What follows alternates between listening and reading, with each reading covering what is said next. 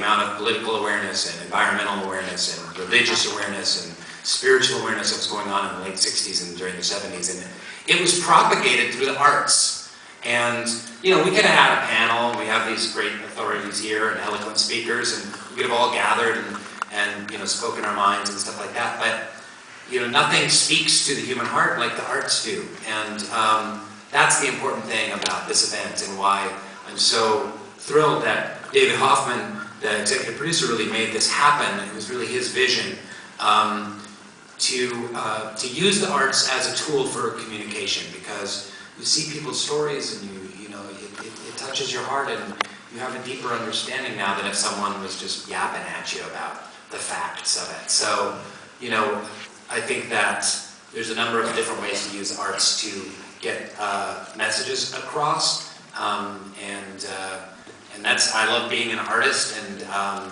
know most of you guys are just computer nerds, but I'm kidding.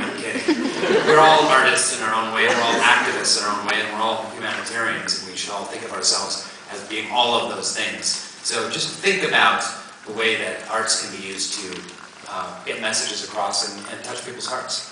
And one last question for you, Rainn, right now. You're a member of the Baha'i community in America. How widespread is concern among the Baha'i people for their co-religionists in Iran who face this kind of persecution?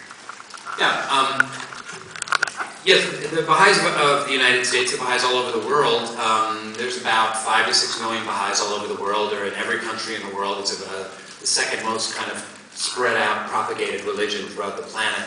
Are very concerned about the situation with the Baha'is in Iran. There used to be a similar situation with the Baha'is in Egypt. And the revolution in Egypt really helped fix that. The Baha'is in Egypt had to do the same thing. They couldn't get passports, couldn't go to university. There's all kinds of things they couldn't do because the Egyptian authorities, they had to check off, you know, being a Muslim or being something else. And by the way, I want to speak to that. Like, I did another amnesty event, and someone said, why wouldn't you just check a box that says Muslim?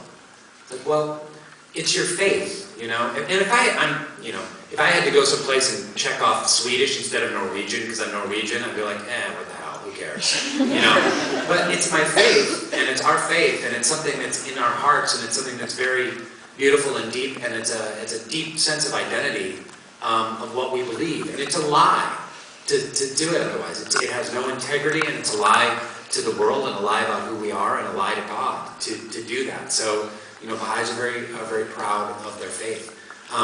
But the situation with the Baha'is in Iran, and you'll hear more about that as the evening progresses. But I think the difficulty is the situation with the Baha'is right now is it's very much like Nazi Germany before the Holocaust. You know, it's very much, you know, Baha'i business is being taken away, sacred spots blown up, Baha'i cemeteries bulldozed. Not allowed to get married, now the university thing, Baha'is being disappeared regularly. And there's a greater fear that this, without the world doing something, that it's going to become much bigger and broader and much, much, much more deadly. So that is the Baha'is' greatest concern. Thank you. We'll hear next.